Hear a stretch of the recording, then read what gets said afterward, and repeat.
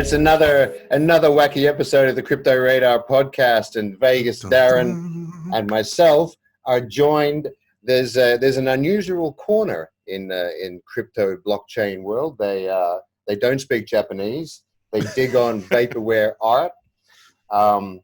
They love a magazine called Massage, and they tend to appear on camera in pretty dark places. Welcome, Robness, to the Crypto Radar podcast. Thank you very much. It's great hello, to have Crypto you, World. And thank you very much. And shout out to literally everybody around the world at this point, because I think there's like one person in every single country that's doing this thing, and it's kind of crazy just to think about. But yeah, hello. Yeah, so Robness, I mean, we're talking here, the electronic Andy Warhol, following in the footsteps of Marcel Duchamp, right? I'll tell you what, that's a high order right there. But the fact that I'm even somewhat compared to those giants, thank you very much. I appreciate that. I just was making some kind of rage art at the time, and it kind of just flew off the handle. There's a lot of people making trash can art now, which I think is hilarious. But yeah, I don't know if you want to discuss that right now. Let's go. Yeah, sure. Yeah. Okay. So I have no ill will with Super Rare or anything. And there are people going, oh, well, didn't he read the terms and conditions of being on Super Rare and this and that? And I kind of already knew. It was a statement that I was making because Max Osiris was removed, and a little bit inside of me was like, well, half a century has been of remixing culture and remixing this and remixing that and collage and just being afraid of simple copyright kind of stuff at this point, especially being in crypto. Crypto is about completely getting off of it and not asking for permission at all, right. Like when Bitcoin started, do we ask the United States government, oh, can we use this in that work? No, we didn't. We just used it. So that kind of ethos kind of just stuck with me ever since I got into the space. So I started, doing it in 2014. That was when I think Bitcoin went to 1,000. But, I knew a friend who was using the Silk Road. Okay. So I actually saw Silk Road in my face, and I actually saw it being used, which is pretty crazy. And you won't say what he was buying. Yeah, of course I can't say it. Yeah, but that piqued my interest. It piqued my interest because at first I was skeptical, and I was like, no, this is fake and this and that, and I looked at the technology and went down the rabbit hole like everybody did, and then so that ethos kind of stuck with me. Not to just be lawless, but I think that certain change just has to happen. I feel that, but Bitcoin is it's the most effective protest because, I have thoughts about all the stuff that's going on with just civil discourse at the moment. And I think that protesting on the streets right now is kind of archaic when we literally, all I have to do is buy into this thing, and it's literally undoing the banking structures as we speak. They really have to reorganize completely. So so all of those feelings that I had went into that trash can, as ridiculous as it is. Do you want to talk about that a little bit just for context for listeners? Tell us about that process. And forgive me, I'll go on tangents left and right. So that's cool. But as far as the trash gift, that was my buddy Max. He was the first artist to be removed off of Super Rare because he was making artwork that was obviously sampling, other, visual images and just juxtaposing it. And when he got removed, I kind of was like, okay, I'm going to say a couple things about this. And I think the first piece was another trash can, but it was more obscured. It's they call it the brute trash can, and it's really just I was using photo mosh, which is a filter, and it didn't make it look like a trash can. I actually kind of obscured it to just make it look like a cyber GIF kind of piece. And then after that, I kind of was like, well, I'm just going to take a little step further, and then I just went full on. Here's a trash can. This is what I feel. This is all trash. And then just put it up, and then shortly after that, I got the expulsion notice, and I was like, "That's okay." From what I recall, that kind of got triggered by the Bitcoin and Ethereum logos that you sampled, though. Is that correct? Yeah, that was another one. That was more like a conceptual experiment because I'm not sure if that's the first of its kind, but I really thought it might be funny to take a Creative Commons image and reappropriate it as art. And I don't think anybody really kind of understood, like at the time, like this might be kind of funny because I mean, it says, you can use it, it's free for commercial use and this and that. And so I just put it up. I actually thought that wasn't really that big of a deal until I think kind of heard from the go around that it might have been, added fuel to the fire, but it is kind of a funny joke. And I'm not going to lie, it was a joke.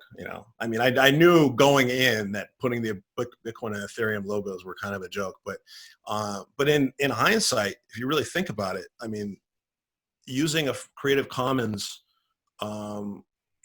image for an art piece, it's not really ever been done. So, I mean, I kind of was thinking about it later. I was like, oh shit, that's actually kind of cool. Like what happens after that?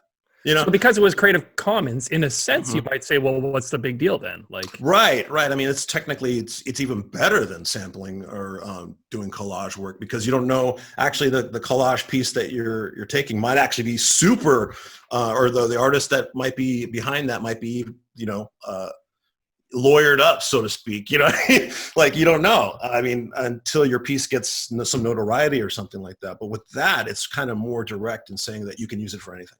And I actually had to look up the Ethereum logo to see if that was actually legitimate to use, because I was thinking that it might be a little bit more tricky, because if Vitalik is at the head of the thing, and perhaps there might be an added thing on top of it where you could only use it for Ethereum projects and so forth, but it actually turned out to be free to use. So, so I did do my little research to make sure I could use it. Right. But, yeah. So those three pieces are kind of like, they're kind of like an homage to pop art in a sense. Like, I know what I was doing. A lot of people are thinking, oh, he's, this cretin, he's putting up a trash can with it's like, okay, like, you can look at my other pieces and, see what I'm making. Like, I'm not like complete airhead here, so, but, right. Like, if that was all you created, it would maybe be a different story, but you have a huge gallery of artworks. Yeah. So, so that's, it's kind of funny, but everybody has an opinion to art. So, I mean, for me, like, I like the fact that there's adverse reactions to it. Some people love the idea. Some people absolutely hate it. The sauce of pieces that, and for me, it's like, I don't want to make bland art. I'm just not interested, in that. And I might be making some of that right now. I don't know, but some type of reaction, I think that's really important, that people can, does kind of represent albums with Ethereum. Even though I know it's supposed to be a curated gallery, it's like, I kind of put that there because it's kind of a warning notice, because there's a lot of centralized projects jumping on top of the network. And it's really easy to do that. If you run like a startup or something, it's like you can just totally throw away the whole decentralization concept and just say, okay, I'm going to build a Web3 thing on top of Ethereum and just do everything like we used to do. And it's like, okay, so we're just going to have Ethereum, which is a decentralized network transaction layer, but everything else is centralized. It's like, I don't know if that's such a big step we're taking. So, so that's kind of the thoughts I had behind it. And, yeah. So where are you at now with your art? I've seen you were talking about kind of wrapping up this phase of your art. Oh yeah. I was doing like some, it's kind of weird. Like, I'll jump on different, art apps or just different ways to express. And, I was using that app on, I don't know, the iPad, the Procreate. And, I mean, it's kind of cool. It's just be able to use your hand and just use all the features of Photoshop without having to use a mouse, like there's something to just having your fingers just go crazy. It's like, I don't know. I think that's a whole new type of technique that people are kind of not like really understanding how profound it is, because really, like, for me, like, in the music world, it's like all about presets or effects. And like in audio engineering, it's like, okay, you can take one effect and you can take a whole style of music into that. And so for art, it's like one preset or one warping feature or one, you could just practice for weeks on that and just develop a whole new language with it. And so I was using that and was making some like groovy, kind of futurist, kind of like abstract, kind of classical, because I use paint textures as well, and just making some just really wild stuff, and people were digging it. So yeah, I think it's most of the stuff I release on OpenSea. So got like, right. got like sort of, yeah. But yeah, that's basically what I'm doing. But now I'm kind of like, I go through phases really quick. I get bored. Like I'll make like 30 pieces. I'm like, all right, I got to make something new. Like I'm over it. You know, I don't know. It's kind of weird. So tell me about your process. Is it a very fast process for a work of art, or do you think about it a lot, or what's going on there? I kind of go kind of like ape on it. I'm just kind of, I love abstract work because I think like abstract art is so close to the source, it's ridiculous. It's like so Stone Age, you know, like the process. It's just attack the canvas as much as you can until you go, oh, you know what I mean? You're like I like this, you know, and then it's done. You know, I love that. I mean, there's other artists out there that really have to code their way into this gigantic, you know, idea, and I'm kind of just the simpleton that just likes to just make something that just all of a sudden I feel something that comes out and I'm cool with it. Yeah, that's kind of my process. It's pretty simple, you know. It's like no mystifying thing about it. Just, you know, I just can't stop making stuff, which is kind of another problem. Like I was making too much art, you know, for the scene. Is like I'm like, I don't know, man. I like making a lot of stuff, but can you talk about that a little bit? What do you mean by making too much art? Well, when I was on Super Rare, I kind of got reprimanded for making too many pieces. I was kind of you know, jerking a lot of chains. You have a hell of a history with them, man. Well, you know, it's funny because it's like I'm actually, you know, I'm super stoked for them because they're just growing and growing and growing. I mean, they're like, their volume on OpenSea is pretty much at the top right now. And so I was making a slight prediction about it. And I was saying that, you know, there's a lot of blockchain games on, you know, Ethereum right now. And a lot of those games are kind of like, they don't really advertise it, but they're kind of centered around collectability. Like, you know, get those rare items, get the rare here, get the rare this, get the rare that. And the game is a nice augmentation to that. But I was thinking the other day, I was like, you know, Super Rare might be the actual game, the actual collecting game. You know what I mean? Right. It's hard to see right now, but the fact that you can take the artwork and start inserting them in different avenues. Like I was saying like a couple of years ago when I was doing the Rare Pepe thing, that, you know, these artworks, you can take them and put them into games and stuff. So Super Rare to me is an art gallery / item collecting thing for other platforms, whatever it may be. I mean, in the future, there's no limits. So the fact that I see it on the top volume, I'm like, I'm thinking people are starting to kind of pick up what's going on here. And I mean, don't get me wrong, it's all about the art, but I think with crypto, just bootstrapping it to artwork, it's like what is possible. It's like there's so many things right now that they're doing with like async, like multiple layers. You can change the layers on the artwork. I haven't done a piece on there yet, but there's a lot of different projects going on, and it's just mind blowing what's happening. So talk to me about the return of Max. Max rising from the ashes of Max, back to Super Rare. Mad Max. No, maybe rewind a little bit to what you were talking about before with him. Right. What's going on? I'm super happy he's back on. I'm glad that he patched up with the two Johns, and it's, you know, I think in the beginning, in the outset, I think a lot of people in the space are kind of just testing things out. That after a while, that okay, he takes a lot of drugs, like he's a trans-dimensional artist, let him do his thing, you know. And I think after that, people were starting to pick up the story, and they're like, you know what, maybe he sees things a little bit differently. Maybe I should look at this artwork a little bit more than just passing. I became friends with him kind of first because I saw some pieces. I was like, oh, I love this shit. Like straight up. I'm going to curse from time to time. I hope forgive me, but But a couple pieces I saw, I was like, this is my homeboy right here. I like this stuff. It's wild. I mean, if you take a look at it, I mean, I love to just break down people's art. I just like with his stuff, I'll go right now and riff on it. But it's like ghetto. It's weird. It's like urban psychedelic art.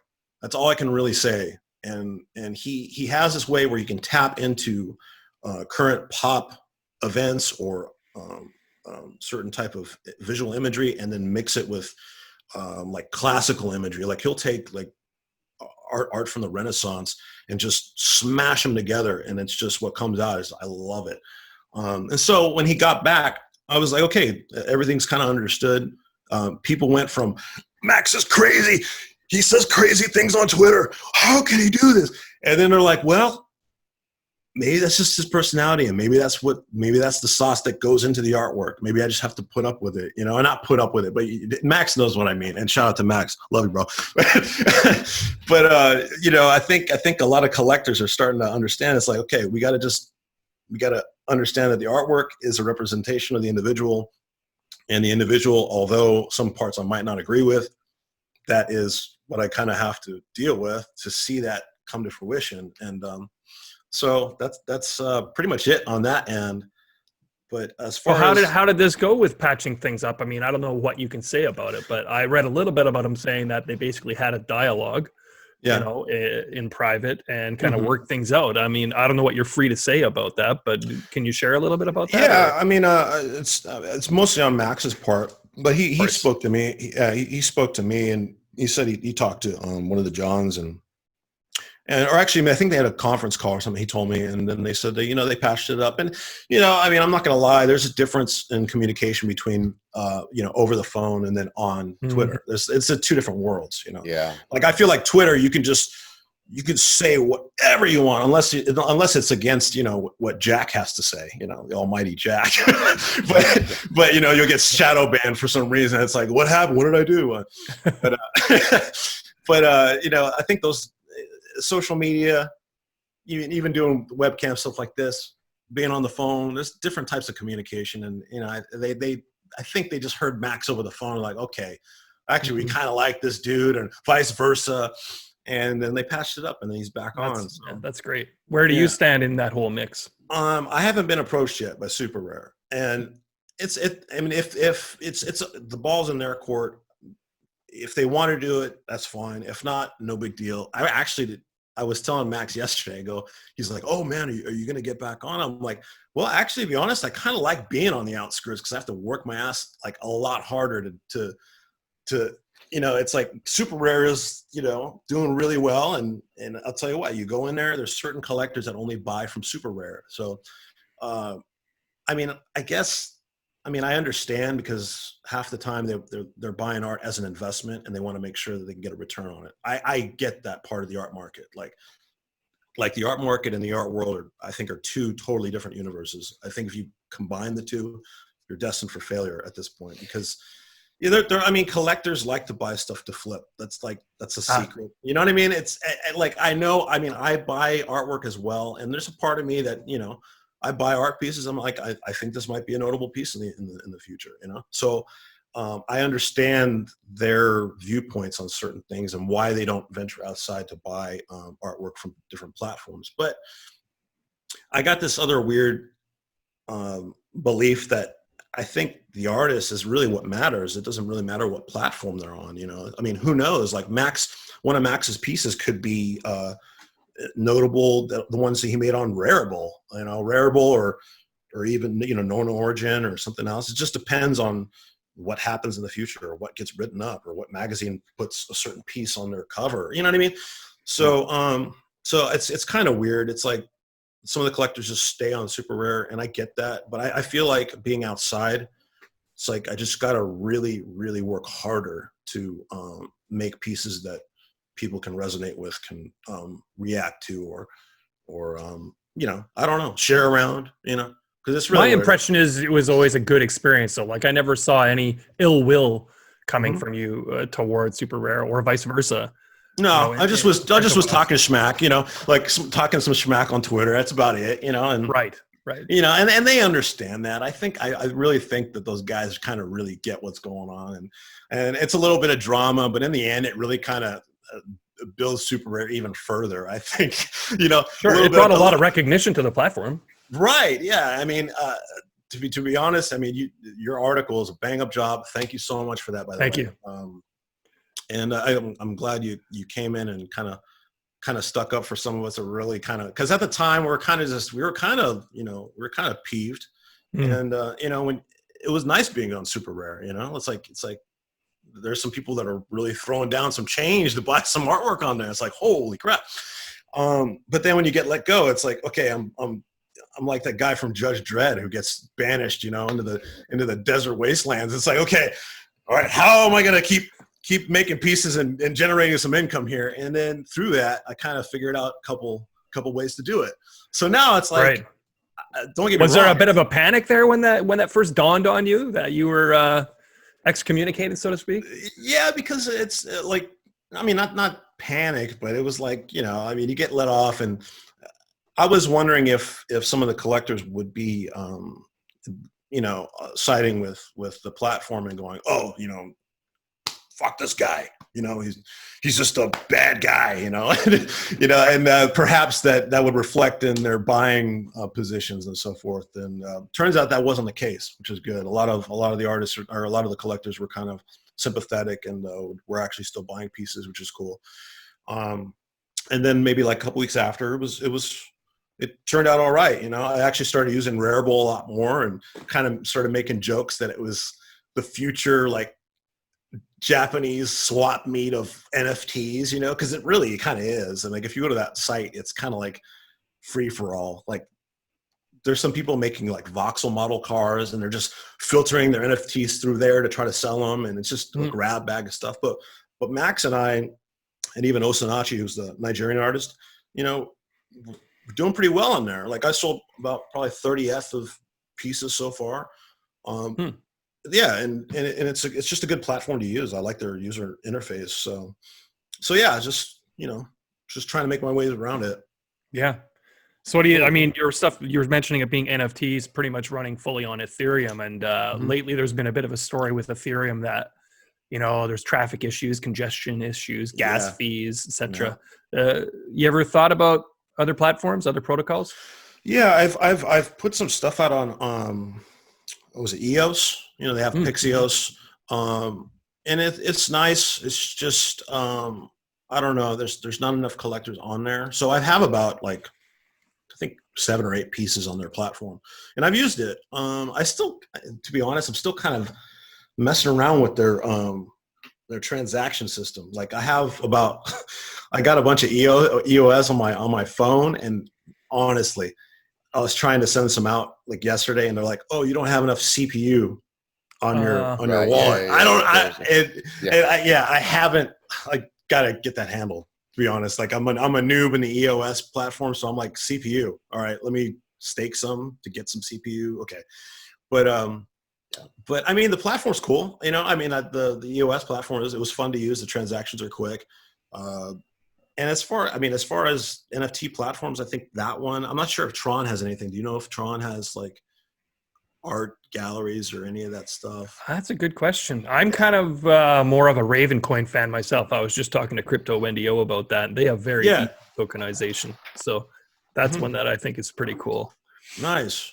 As far as like Ravencoin, like, I mean, just give me the lowdown on that. I mean, do they have like NFT projects and stuff like that, or? Well, I mean, I'm not an expert on it, but it's meant to focus on the concept of tokenization being an easy path, and also includes the capacity for messaging in the blockchain, which is kind of a neat feature that's built into it. Totally, but I'd say it's worth exploring. Yeah, oh, definitely. I'll take a look at it, primarily because I keep hearing Ravencoin pop up like everywhere. Like, I'll see it, like if I'm looking up something else, all of a sudden Ravencoin's just hanging around. I'm like, Ravencoin. I'm okay. I gotta go check it out. I mean, I used to be one of those guys who like literally knew every project and what they were doing. Like, from 20. So what were some of your big projects you were a fan of? A lot of them are kind of dead, to be honest. Like, I remember, like, I thought Factum was going to be the big one, and then all of a sudden they just took a major dive. And I think Paul Snow is like in the middle of some trying to revive the company and stuff like that. But I thought he was going to be the next Google, because just his approach and wanting to take the bloat off the Bitcoin blockchain and use his chain as the major one to anchor all the information in. I thought that was a great idea. So, I mean, who knows though? I mean, I don't think he's completely dead. But he does have a lot of work to do to revive the company. So like, I thought that was going to be a big one. Let me see what else. Storage. I remember, like, decentralized file storage. I thought that was going to kind of go somewhere, and it's still kind of. Sia Coin's kind of the same idea, isn't it? Right. Sia and storage were kind of the competitors like years back.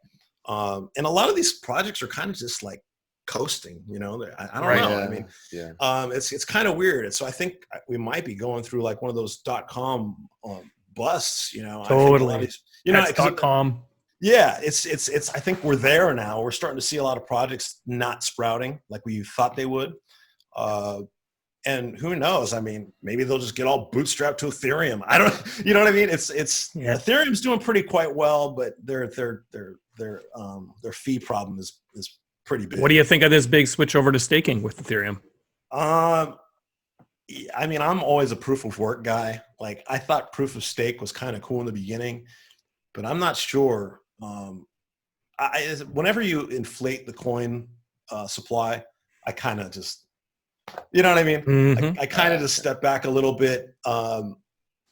We'll see if it works. I mean, I don't like to put full belief into, like, I know Vitalik's a brilliant kid. I mean, I saw him do the first Ethereum talk. I think it was like in Miami. I wasn't there, but I saw it on YouTube. And the first thing I said was that this kid is going to change everything. And I was telling my friends about it. I go, you got to check this Ethereum out. You got to see this. And they're like, no, it's not going to do much. This and that. I'm like, all right. And then like years later, it's like, boom, but I think it seems like a lot of people are just kind of like, well, Ethereum's here. It's huge. I'll start building projects on there. And I think that's probably what's going to happen. It's just, they just need to figure out their fee issue. Because I think I was reading something a couple days ago, or I put the article up yesterday. It was about all the gaming activity has dropped like 70% or so forth. It's because, yeah, because I mean, if you're playing a game and you're going to have to pay $5 for a fee to get an item that doesn't cost anything. That's a big problem. Kind of pointless. Yeah, and I mean, you know how gaming is. It's like you get an item, or you're gonna do a quick transaction here, there. You'll do like, if you're playing a game for a long time, you'll do 100 transactions easy, no problem, trading back and forth. And so when the fees go super high, like, it's not gonna happen. I'm just gonna leave. And that's what happened with the Pepe Cash thing, like the rare Pepe thing. Like, I've already been through all this, like I've already seen what happens when the fees go high. Activity completely drops. And it's funny because at that time when I was trading all those, it's so funny talking about it now. It's like the whole art world got built off of memes, but you know what I mean? It's like the dark secret. It's like memes built this world. But when I was trading those cars, we were really just testing this stuff to see what, like how far we could take it. And I remember that the fees were 9 cents at the time on the Bitcoin network. So I was doing giveaways back then. I was like, okay, like I made 100 cards of this. Like, I'm just going to start passing them around. Had no problem paying 9 cents. Sure. But when I got up to 32, 50 cents, I was like, I can't give away 50 cards anymore. Like, I just can't, And then that just started compounding, but you don't see the effects. You see the effects like probably months afterwards when there's like no activity. It's like, holy crap, where did everybody go? People started dropping off the Telegram network. We had like 1,600 people like at the time on the Rare Pepe chat. And slowly the numbers started dwindling. People started leaving. And then now it's just kind of like a footnote in crypto art history. But yeah, I mean, that does happen. People kind of like are pushing it away now. I'm like, it's kind of a big deal. Like, Ethereum's a big network now. There's a lot of projects built on top of it, like huge infrastructure now. And now you have this fee problem. It's like, holy crap. It's like you're taking this Rare Pepe problem and like actually putting it onto institutions now, or like DeFi projects. And Visa wants to jump on Ethereum now. It's like, can they do it? I don't know. I mean, that's right now, it doesn't seem like they can handle it. So I don't know. We'll see how F2 comes out. But I don't know. Do you have any thoughts on Ethereum 2? What their possibility, the capabilities of handling this problem are. Like, I'm kind of in the dark with that. But I don't know, Paul, you want to say something about that? yeah. I mean, I don't know. Is the imperative to is behind the move to proof of stake was that not more an environmental thing, or was it Well, it's performance. It is performance. So okay, so they're anticipating. They know that they need to improve performance, and that's what they're going to do. Okay. Yeah.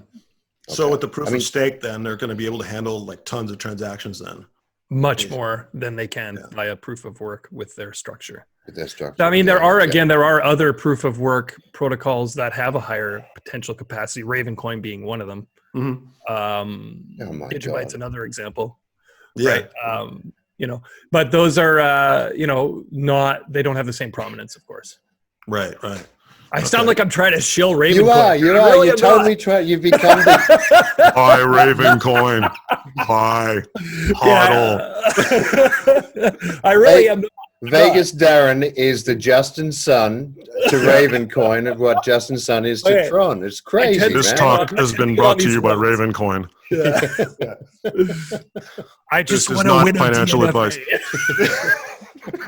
No, but you know what's funny? I'm going to check it out though, because honestly, like when you told me, I'm like, that's like one of the projects I just did not even take. It's kind of weird because it's like every project in the crypto world, it's like it's its own universe. There's like the chain link people. Okay. Like it's kind of funny, but like there's so many different communities all spread out. It's like for example, if I want to get into Ravencoin, it's like I'm gonna have to start like jumping in and getting dirty. Like I'm gonna go into like the Bitcoin Talk forum and like see 1,000 posts about it and just start like looking up at what's going on there. But it's just it's kind of funny too, because there's like this like cult personality with coins too. I don't know if you've noticed that. Yeah. But once you invest in a coin, it's like all other coins suck. Yeah. This is the, you know what I mean? It's kind of funny, and I laugh at it most of the time, but you do get sucked in, and it's like Ravencoin. Like I will definitely check it out, because I mean it's been definitely advertised around, and I really should have looked at it. And I'm not sure if there's any other cool projects you guys know about right now that kind of spreading out, but I'm down to hear it. I will keep my mouth shut for a minute here. I've already done enough shilling. Paul, what do you think? Well, I mean, I know that there's controversy about it, but DPoS it works and it's fast. I mean, if we want scalability, speed, and security, DPoS is, for me, the way to go. And I understand it has problems, and there's centralization issues, but if those networks work, they're fast, and figuring out all the other problems is just I guess the model started a little later. They're perhaps gonna go through a process of ironing those issues out. I hope, because I'm digging on I think remember, we are still in the early stages. We are in the early stages. Paul and I have talked about this a lot, that it feels, for those of us who have been into crypto for a number of years, it feels like it's been forever. But you have to remember, this is a decade-old tech. Like, it's not that. I mean, okay, granted, there were previous iterations prior to Bitcoin. Yeah. But in terms of it being fully decentralized like Bitcoin, we haven't had a lot of time. My personal feeling being proof of work still stands out as the best for the actual decentralization of the network, right? But then it is limited, to the speed. Right. I mean, God knows how many times you've heard about the block size debate. It's like, I'm kind of over it now. It's like, okay, I got like Gregory Maxwell still working on Blockstream like the last 6 years. It's like, okay, but yeah, it's like, I think talking about this kind of stuff is actually very important to the NFT world, because transaction is the most important thing right now. Like, if that can't be handled, there's no point. Right. So this discussion about which blockchain is really doing it, I think is very important. Primarily because I already went through the fee problem. Like I was trying to tell people, I'm like, just wait, guys. Like, wait till Ethereum gets really bogged up, because honestly, it hasn't gotten as bogged up as it will. Like we haven't broken the We haven't BTC seen 10K carry. We haven't had the BTC 10K break yet. Like when that breaks and goes to 12K and starts going, that network is going to be so bogged with traders and tetherers and just people trading back and forth. It's going to be maniacal. And if that doesn't kind of get handled, which I don't think it will be in time, I mean, there's going to be a lot of activity stopped, you know? So what does that do to all the DeFi projects and so forth on there? I don't know. I hate to be a doomsayer, but it doesn't look like for months there'll be a lot of activity. But maybe they'll just wait it out. That could be a thing too. I mean, crypto people are kind of patient. I've noticed that as well. We're used to dealing with a lot of bugs. Yeah, so I think, you know, if something doesn't work, it's like, okay, I'll be there. I'll come back in a month or something. I don't know. But I think a lot of artists that are making, you know, incomes now on there might be a little pet peeved, you know, like I can't, you know, or actually new artists too. Like I've realized that a lot of, in the crypto art world, there's a lot of people getting onboarded who really, I'm not saying they don't know, but I think the original decentralization thing is kind of getting forgotten. Like they'll jump onto the Ethereum network, they'll use Super Rare, they'll use Known Origin, but they just get to learn MetaMask, you know, and there's a lot of things with that I find problematic because, you know, a lot of them don't get taught, you know, make sure you know your private key. It's like I can foresee a lot of artists, you know, getting their art hacked, getting stolen, not being, you know, as careful as they should be. So there's a lot of things with that scene right now. I see people just jumping on and possibly not getting taught enough about what they're using. Right. And, you know, I can see it problematic, you know. But maybe that's just go ahead. Oh, sorry. Go ahead. No. It's good. I was just going to say, you had any personal life lessons with that? As far as being hacked, I don't even want to say not yet. I'm just gonna knock on wood. Okay. Like I've been pretty good with it. You know, like I said, I've done my fair share of trading back in the day, and I have dealt with, you know, faulty actor exchanges where you deposit money and they're like, you need to deposit another amount to get your funds out. I have had that. Yeah, it's absolutely horrible. Yeah, I mean, most of these exchanges, they're, you know, I don't want to, I mean, not Russian based or Southeast Asia based, you know, and I mean, you learn your lesson, you know, the first time it happens, it's like, okay, holy crap, like lesson learned. Yeah, just certain things certain core things that I think a lot of artists should know. How dangerous it actually is, you know. I mean, a lot of these wallets have, like, I have a wallet that has tons of artwork on it, you know, and I've already been contemplating. I'm like, I might need to set some vault addresses, you know, just to make sure to spread it out because everything's consolidated onto one wallet. And if the keys are compromised, talk about absolute nightmare, you know. So there's a couple things I think a lot of artists should kind of realize at the time. Right now, it's like there's a lot of wallets with stacks and stacks and stacks of art. So, right. Okay. Yeah. So that's my thoughts on that, I guess. Interesting. Different topic I wanted to ask you about was in terms of your artwork. How do you recommend people display it? I was thinking, you know, do you have like a wall of monitors in your living room that I want it on a whole wall. I want it on a digital wall. Now, I was thinking about that because, you know, like we were talking about the crypto voxels thing and the VR thing. I mentioned to Max the other day, I go, it's great. I like the virtual thing. I love it.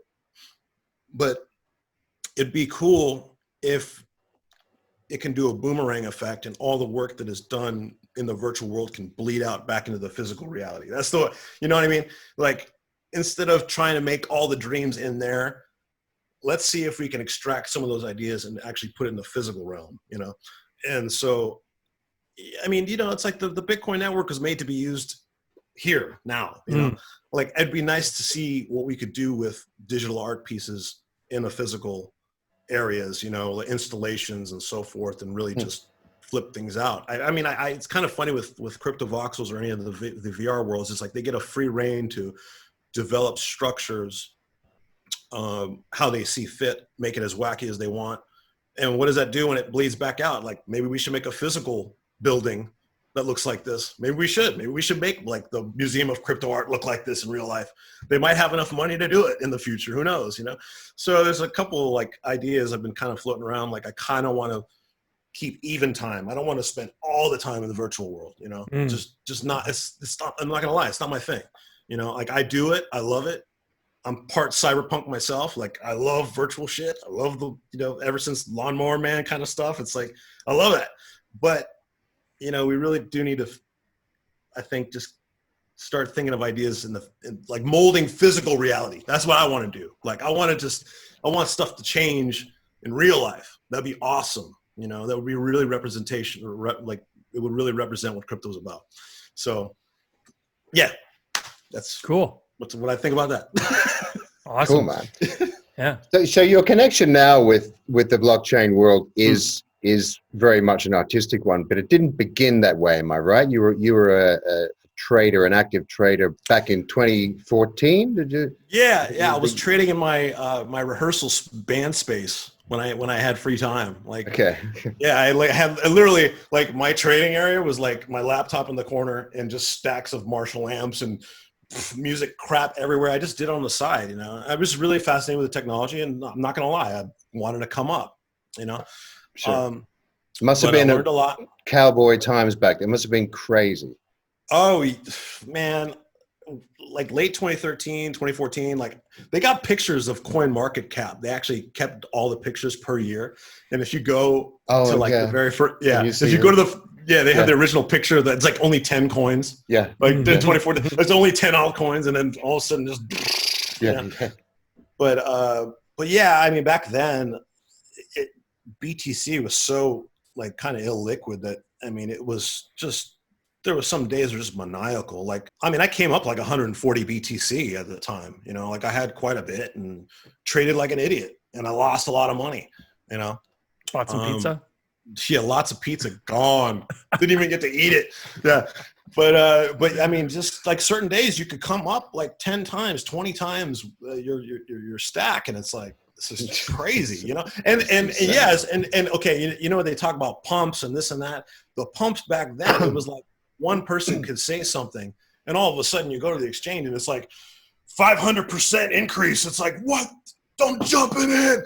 And it's like, it went to 1,000. It's 2,000%. Just crazy shit, man. I'm not gonna lie, it was fun. You know? Yeah, I mean, I was gonna say, do you miss those days? Because if you're into trading, that can be scary on the one hand, really good fun on the other. Oh yeah, I mean, when you came up, it was like the best thing in the world. I mean, sure, for sure. Yeah. Dude, you got 1 BTC and you got 10 BTC. Like, now you look at that, like, yeah, it's just insane even mentioning that, but it was going on, you know.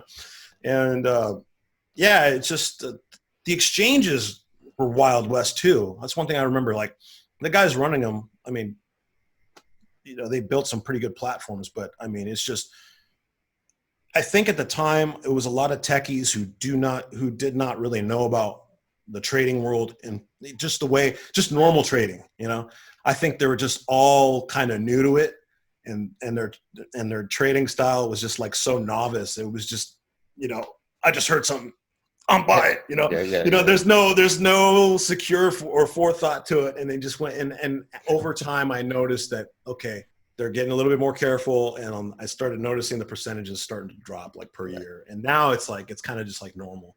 Like, trading on crypto is kind of like Wall Street now. It's just like, I mean, I'm not a big Wall Street trader or anything at all, but like normal stocks, you know how slow they move, and it's starting to get there, you know. I mean, we'll see what happens with Bitcoin rise. I'm pretty sure it's going to get maniacal again, but it's never going to be as maniacal as it used to be. Like, well, I came from the traditional stock trading world. Right. That was kind of my entry into crypto. And you know, back, I mean, a 1% move in a day that's big. And it's actually a lot of money, right? For large cap stocks, that's a lot of money being moved.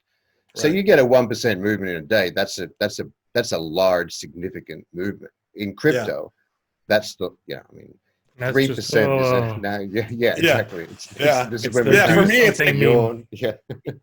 it's so funny. I've been so beaten down with the early days. I still have it in me. Like, I still want to see like a crazy increase, and it's not going to happen. You know, like I'm being a realist. Like, it's not gonna do that. I mean, some of the big coins will make some big moves, but a lot of exchanges it's kind of weird. It's like, I feel like they're more dangerous now than they used to. It's weird. A lot of I just have this weird feeling about them. Like, before, they used to be. I mean, I was able to dodge some bullets with some of them, like Cryptsy when they defaulted. Like, I luckily pulled out funds months before that happened. MintPal. Yeah, I hopped to a lot of. Cryptopia was another big one that collapsed. Cryptopia. I was pretty fortunate, actually. I was able to move stuff before. I don't know. I guess I saw the warning signs and just I'm out. And then I'd hear that they just totally closed down and stuff. So, but that was the New Zealand-based shitcoin platform.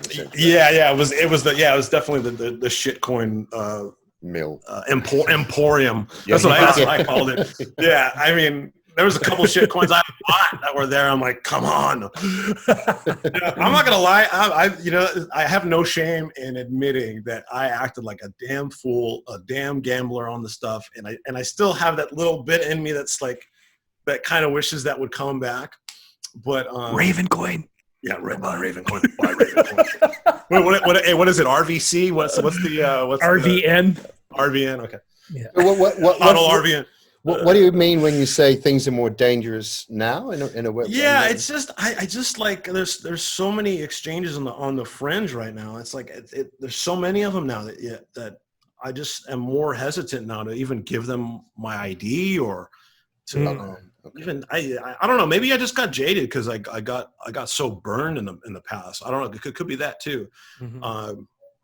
But there's so many of them now, and it just doesn't seem like there's been I don't know how to even describe it, but I guess since there's so many, it's gotten so washed out that you really don't know if you start on a new exchange where the hell it's coming from, you know? I mean, we really didn't know in the beginning, but it was like so small. It was such a small pool. It's like everybody kind of knew each other, I guess, online, you know? So it was a little bit more like everybody knew kind of each other's business, I guess. But now it's just so broad that you just, I don't know. Well, and they do a better job of looking professional. That's true. You know, like if I think about Quadrica in Canada, I checked out that exchange. Fortunately, I never signed up to it. Yeah. And this guy disappears with, what was it, $230 million or whatever it was. Yeah. Right? Yeah. And dies in India or something like that, which we don't know what really happened there. Right. Yeah. You know, like and tons of crazy scams. Professional. Like it looked, trustworthy. Right. Yeah. And I mean, they just run off. Like I remember like BitConnect, like that was, I mean, I'm not gonna lie. That was a little more suspicious. That shit was amazing how bad that was. I mean, I can't believe to this day that how bad, that's like probably the biggest scam ever, like I just love going. I was talking to the artist, Gary Cartledge about it. It's like the art piece is looking at the graph. It's literally just like most altcoins never really die, They kind of, if they're dead, they'll go like this and then have a little cat bounce and just stay that way. And it's like the dedicated ones will keep the network alive. That one was just like, done. This broadcast has been interrupted by an important community announcement. Paul was kidnapped by aliens and abducted. So Paul's internet blew up. He just disappeared into the ether, I guess you could say, right? Yeah, I started talking and the internet's like, no. Is this censorship happening here? Yeah. I don't know. Yeah. So, but thank you. I don't know exactly where you got interrupted, but normally what we do to wrap up the show is we do definitely not financial advice segment. Normally Paul sings some kind of DDDNFA or something like that. Like exactly. The Jimmy Fallon, definitely not financial advice kind of thing. All right. Nice. And then we talk about what's going on in the markets. Again, I'm just going to say it one more time. Sunday, I was talking with Crypto Wendy O about Ravencoin. And I was saying it was going to see a nice jump in this next week because the reason being it's actually the top performing proof of work coin outside of Bitcoin. For miners, it's the top in terms of profitability. It's the most profitable to mine. If you're using a GPU mining rig with like NVIDIA video cards. Right. Yeah. Okay. You got like So a stack of NVIDIA cards. Yeah. Just crunching numbers. Right. Yeah. Just a shelf full of them. Right. Now, the other one I was predicting, and I wanted to bring this up for today's DNFA in particular, was Ethereum Classic, because it's the best, most profitable POW outside of Bitcoin. Wow. For GPU mining rigs. Now, Bitcoin's not really a GPU one, right? Right. And it's not yet seen the run. So I'm going to say it's going on a run. I've seen it kind of bottoming out here. It's right now sitting at about 66,465 Satoshis. Okay. And I'm predicting it's going to be going up over 70,000 sats. I bet you by a week's time from now. Sounds good. Yeah, I mean, it's kind of funny with the hard forks of really popular networks. It's if Ethereum goes up, which it will, It's, I don't know. It's just given. But if that goes up, I mean, that's going to trickle to Ethereum Classic. That's the way I kind of look at it. See, and I see them kind of like competitors, because Ethereum's going proof of stake. I don't think Ethereum Classic is looking at that. Yeah, I guess my viewpoint is, I mean, traders, they have loyalty to Ethereum, but if they see something going up, I'm pretty sure they'll take some some ETH, switch it to ETC, and just kind of sit and ride it, and then go back in. Kind of just switch ships for a second. If they see Ethereum Classic as maybe having more gains or whatever, they'll probably switch over real quick. And of course there'll be a pretty big dip for it, but usually I've seen, like, just from past years, is like dual networks. If one's really going, like, it'll just drag the other one. And just So I can see that forecast pretty good. Yeah. Sure. Well, and if I look at the monthly on Ethereum Classic, it's kind of at a bottom, but it's just began turning upward, which is usually a good indicator. It kind of bottomed out at about 65,470 Satoshis.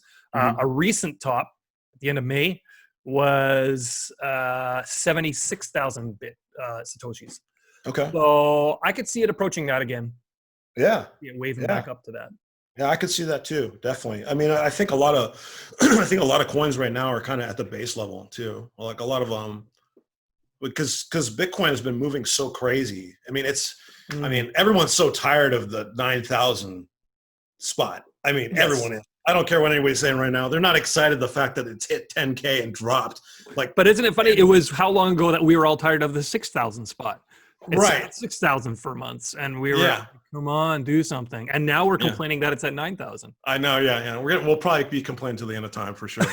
but it's like it's hit the 10,000 constantly. It's literally, dude. Right now, it feels like Bitcoin is just this huge volcano ready to erupt. It's just, here's 10,000, and it keeps doing this.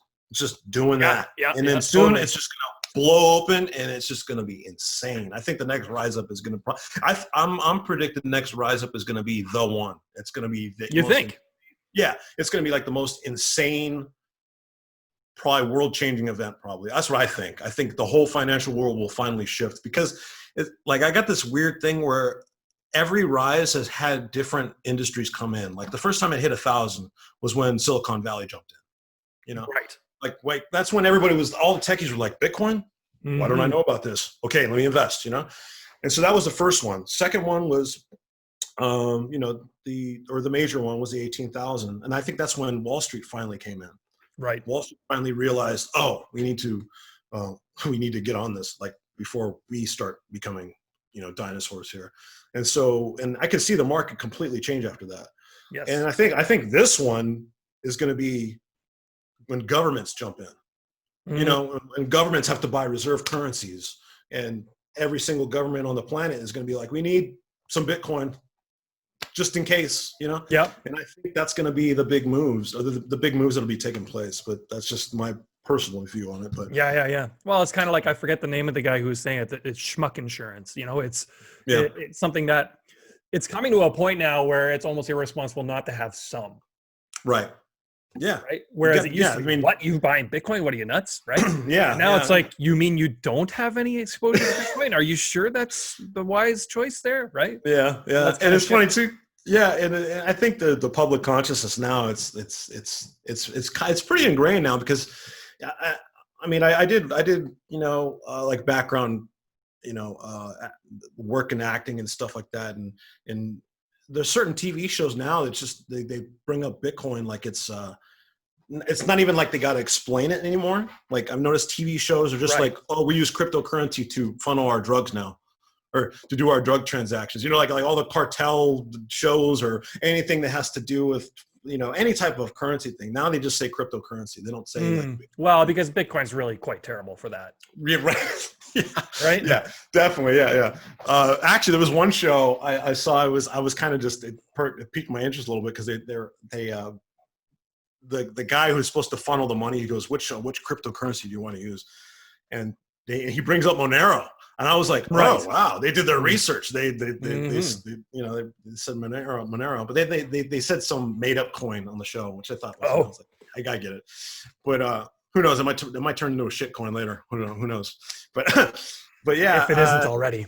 Right. Yeah. Somebody's already done it. But yeah, man. I mean, going back to movements, I think, yeah, it's gonna be a big one. Personally, I think. And what kind of timeline are you guessing that's at? I mean, this, again, audience, this is definitely not financially. Definitely not. It's just if you people's catch my opinions previous trading history, it sucked. But I'm gonna say it's because it's just hanging around 9K for quite a bit now. I'm not sure. Maybe after the summer. Maybe after the summer, it's gonna finally break 10 or I should say break 12 because. It's already broken 10 before. Yeah, but it's like it's that psychological marker, really. It's just people afraid to get to 11 or 12.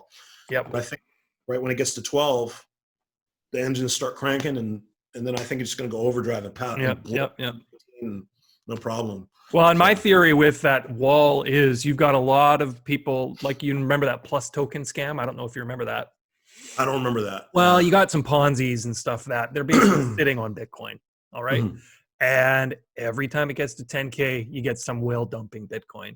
Yeah. Right. And you go, right. Yeah. So how long will it take before, the whales run out in that sense? I don't know. From what I've read, it's getting more concentrated. So hard to say.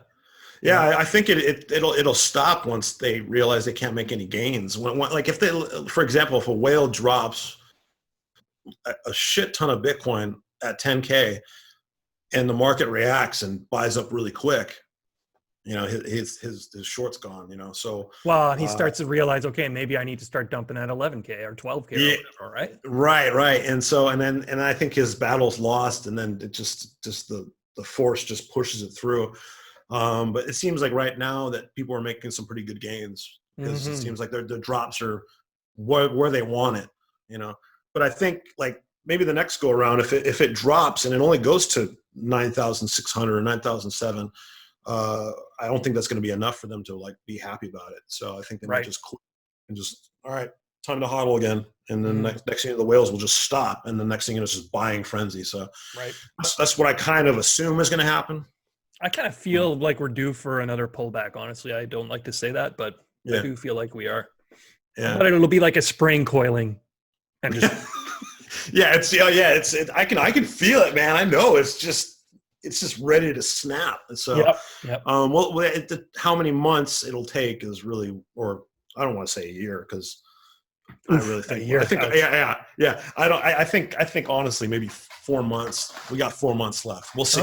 Okay. Interesting. I'm feeling like by summer we're gonna have some more volatility. When I say summer, I live in Canada, so here it doesn't feel maybe like summer quite yet, like it does elsewhere. Yeah, like the nice sunny beaches of Los Angeles. yeah. But I'm thinking like August. Yeah. All right. That sounds like a pretty good prediction. Honestly, I'll be down with you on August. Anyway, I kind of miss Paul's DNFA. Usually he comes up with some ridiculous prediction. Last time it was that Justin Sun and Craig Wright were going to form a conglomerate called Sunright. Sunright, yeah. I forget exactly what they were going to do, but we got some pretty good characters in this space, huh? I mean, Justin Sun and Craig Wright. I mean, they're almost like not human sometimes. I don't know. Man. Yeah. I mean, no disrespect to them at all or whatever, but no disrespect. You're not human. You're not human. Yeah, but they probably laugh at it too. But they've definitely developed quite a certain type of character to themselves. You know, I actually find Craig Wright pretty humorous. Actually, I'm like the one guy. It's entertaining. I think a lot of people. I got weird thoughts about that guy, but I think he's actually pretty intelligent. That guy. Oh yeah, he's not a dumb guy. Yeah, and I think out of like emotional rage, a lot of people just, I think they miss the fact that the guy still owns one of the top supercomputers on the planet. Yep. And he does some pretty crazy shit. Mm-hmm. I mean, but his approach is, terrible. But it's weird though, because I feel like he just does that too. Like I came up with this funny conspiracy theory that he actually is Satoshi. Okay. But he got found out, and the only way for him to convince everybody that he's not Satoshi is to be a complete asshole. Interesting theory. So he's out in the public, but he's got to play this persona like to piss everybody off so that he's not the guy. But he's doing a very convincing job. Very convincing, man. Like almost like he isn't Satoshi. Yeah, right. But like no, but I mean, but see, here's another thing too. It's like Gavin Andresen. Gavin Andresen went out to say that he was like talk about career suicide. I love that guy. Like Gavin Andresen's cool. I like, ever since I'd gone to Bitcoin, I thought that guy was super cool. And then when he came out saying that he was, it's like the backlash he got. I almost felt bad about it. He almost got outcasted from the whole scene. So now he just, he kind of does the blogs and kind of weighs in on Ethereum and this and that, but he's still a super intelligent guy. Yeah, totally. These guys, most of them are geniuses. I mean, but the thing about being a genius, it's not very far from being a little crazy sometimes. That's the double-edged sword, isn't it? Yeah. I think I might get lucky. Go ahead. Sorry. Yeah, I was just gonna say I really appreciate you taking the time to talk with us today. Paul will add some kind of wrap up to the end of this, I'm guessing. Yeah. Oh yeah, no, most definitely. And thank you for you de-versionized me from not doing the webcam stuff. So thank you so much for that. Yeah, for sure. I'm kind of actually starting to dig it now. So I don't know. That's cool. I'm down to do more. And maybe sometime in the future we can get Max on here and it can be the four of us. Oh, definitely. Yeah, if Paul doesn't lose his internet again. Yeah. Oh no problem at all. Yeah. Even if that does happen, like I think like Max did a webcam thing and he was trying to do a screen share and then it turned all fractal. And I was loud. Yeah, I was like, "Oh, that's too perfect." Very artistic. Like totally fits his persona and everything. So I don't know. The technical difficulties. It's cool. Hey, yeah. Right on. Well, thanks again, and I'll look forward to seeing your next phase in the art. Yeah, we'll see. We'll see what happens. Totally. Just try to make some good stuff for people to enjoy. So mostly. Right on. All right, we'll stay in touch. Yeah, definitely. Thanks, Aaron. All right, peace. Thank you for listening to Crypto Radar Podcast. Goodbye.